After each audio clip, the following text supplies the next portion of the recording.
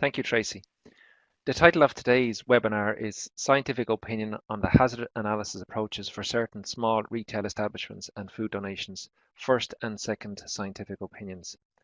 I am Dr. Declan Bolton. I'm a Principal Research Officer in the Food Safety Department in Teagasc, based in Ashtown, and I'm a member of the European Food Safety Authority, or EFSA, Biohazard Panel. The objective of today's presentation is to provide the background and summarize the new simplified approach that may be used to develop and implement effective food safety management in small food businesses.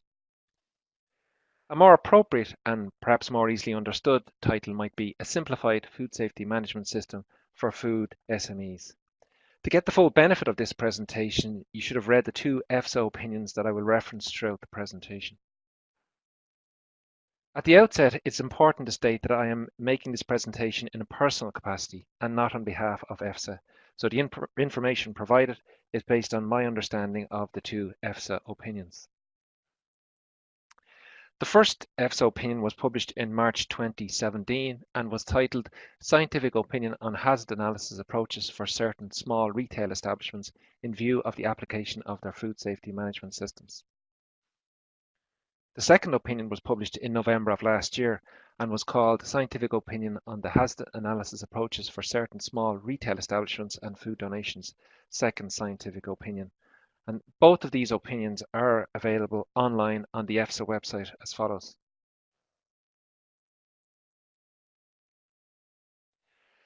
The target establishments for the first opinion are small retail establishments, specifically the butcher shop, the grocery, and by grocery we mean fruit and vegetables, the bakery, the fish shop, and the ice cream shop, especially those that make their own ice cream and are common on the continent. The second opinion targeted small independent restaurants, pubs, catering businesses, supermarkets, and distribution centres, and included, for the first time, food donation. All independent food businesses were selected because, well, firstly, full HACCP presents a serious challenge. And secondly, when something does go wrong, the associated foodborne outbreaks tend to be small and localized. So typically these are food businesses with less than 50 employees and an annual turnover of 10 million euro or less. And of course, it includes so-called micro businesses with less than 10 employees and an annual turnover of 2 million euro or less. The specific terms of reference of the first opinion were as follows: to formulate guidelines on how to identify the most relevant biological hazards and, if relevant, chemical, including allergens, and physical hazards at each step in the enterprises. Secondly, to provide guidance on methodology for hazard ranking within HACCP and select the most appropriate methods for each type of the selected retail activities. Thirdly, to provide guidance on how to select, implement, and validate the most efficient approaches to control hazards, considering critical control points, prerequisite program activities, critical limits, and monitoring systems.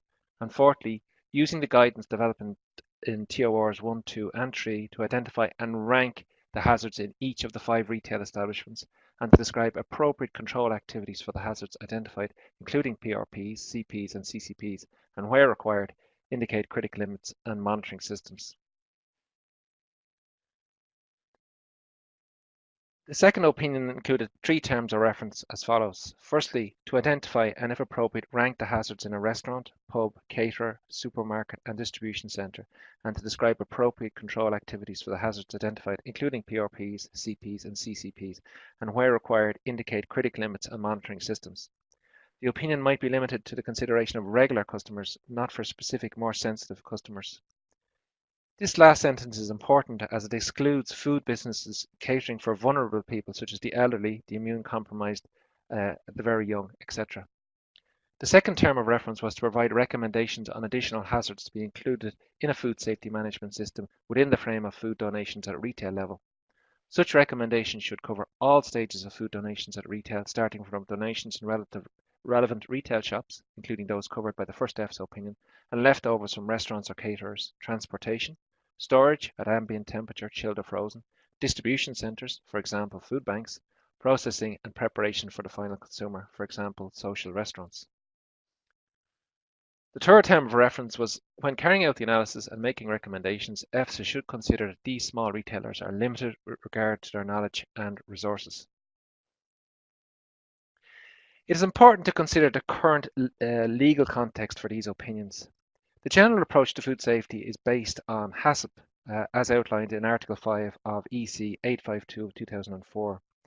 And this requires that food business operators put in place, implement, and maintain a food safety management system based on HACCP principles and good hygiene conditions and practices on a prerequisite program.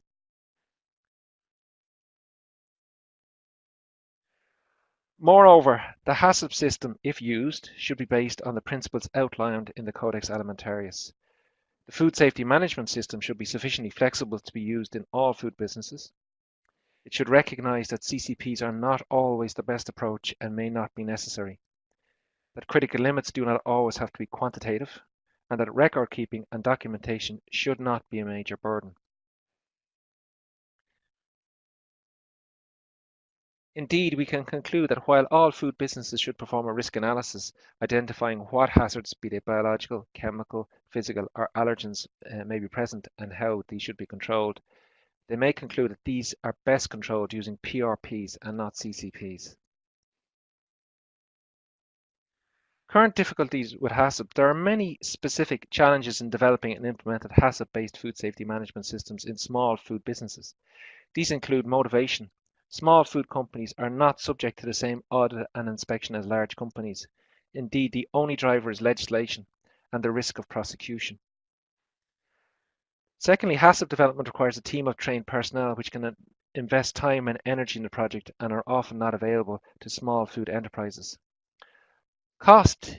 In many surveys, cost is cited as a major factor inhibiting the effective implementation of HACCP-based food safety management systems. Paperwork is a burden, and the requirement for documentation is an ongoing issue in food safety management systems.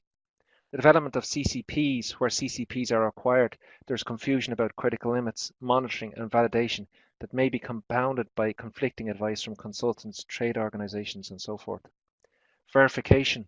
Auditing is commonly used to verify the food safety management system is working, but small food businesses tend to use ongoing visual inspection, and documented verification is considered to be a pointless and very often a tick-the-box exercise. Assuring the safety of raw materials. Well, in large companies, they can invest considerable time and resources in assuring the safety of raw materials from suppliers, including on-site audits, checking compliance and detailed specifications, certificates of analysis, etc., which are simply not possible for small and micro food businesses. In response to the difficulties and bearing in mind hazards which may occur still need to be effectively controlled, EFSA developed a simplified food safety management system that is user-friendly, uses a flow diagram to identify the stages in the process, does not require a detailed description of each stage, does not require detailed risk analysis, but is sufficient to know that a biological, chemical, physical, or allergen-associated hazard may occur at a given stage. This system highlights the failure to control key activities such as proper chilled storage or a failure to separate raw from cooked meat might increase the risk associated with a given hazard. It also requires less validation, verification, and record keeping. All the hazards are controlled using prerequisite program activities. These are based on the PRPs described in Commission Notice 2016 C27801, but with the inclusion of 5 additional PRPs covering product information and consumer awareness, shelf life control, handling returned foods, shelf life reallocation of prepackaged and non-prepackaged food, and evaluation for food donations, and freezing food intended for donation. As the PRPs are the backbone of this system, it is worth including them in this presentation. However, I will not go through each CCP individually, will focus on specific examples. Starting with CCP2, cleaning and disinfection. The control infrastructure activities are cleaning and disinfection schedule and our clean as you go policy. The monitoring is spot visual checks, daily visual checks, and monthly microbiological testing. Record keeping, yes, but only when there's a non-compliance. And the corrective action is cleaning and disinfection of area equipment affected. Review and, if necessary, retrain staff and or revise frequency and method of disinfection. The second example of a PRP I'd like to look at is PRP6, which looks at the control of allergens. The control infrastructure and activities are to ensure the absence of allergens in raw materials, keep an up-to-date inventory of potential allergens including sources, raw materials, cross-contamination, etc., and potential sources of cross-contamination identified and controlled. The monitoring raw material specifications from suppliers, activities to prevent cross-contamination are implemented on a continuous basis. There is no requirement for record keeping, and the corrective action is to stop using potentially contaminated raw materials, to review supplier requirements, to revise acceptance criteria, to review and correct activities designed to prevent cross-contamination. The next PRP worth looking at, I think, is PRP13, one of the new PRPs. The control infrastructure and activities are relevant information, storage conditions, shelf life, allergens, etc., should be provided consistent with the general principles required and responsibilities governing food information, and in particular food labelling as set out in EC Regulation 1169 of 2011. The monitoring is routine checks to ensure this information is provided. Again, there's no requirement for record keeping, and the corrective action is to review and revise the information as necessary. And the last PRP I'd like to look at today is PRP17. Again, another one of the new PRPs, and it's freezing for food donations. The control infrastructure and activities are rapid freezing and frozen storage infrastructure, compliance with EU Regulation 1169 of 2001 for food labelling regarding the expiration date, specifically the use by and best before dates, and compliance with EC Regulation 853 of 2004, laying down specific hygiene rules for foods of animal origin. The monitoring is temperature monitoring, inspection of package integrity, labelling inspection, and indication of freezing date and allocation of new best before or use by dates. Record keeping required? No. And the corrective action is disposal of foods in the following cases. 1. Reception after expiration of use by date. 2. If packaging damage is detected. 3. Improper or inadequate, unclear or invisible labelling. And 4. Foods not timely placed in proper storage.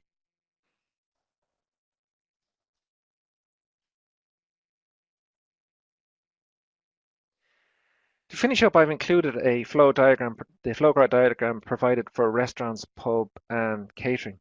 As previously mentioned, flow diagrams are provided for each of the target establishments in the two opinions, but should be modified to reflect the stages or activities in a specific establishment. From the flow diagram, we identify the stages.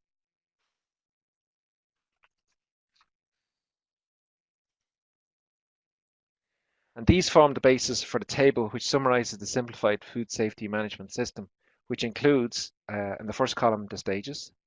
The second column, hazards that are likely to occur, and they can be biological, chemical, physical hazards, or allergens.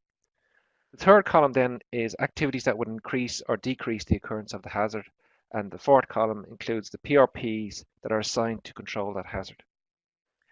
As with the flow diagram, this should be developed and tailored for each specific establishment. That completes the presentation. As stated in the introduction, the aim was to provide the background and summarize the approach taken in the two EFSA opinions, which should provide the basis for more user-friendly but effective food safety management systems in small food establishments. And if there are any questions, I'd be happy to take them at this stage.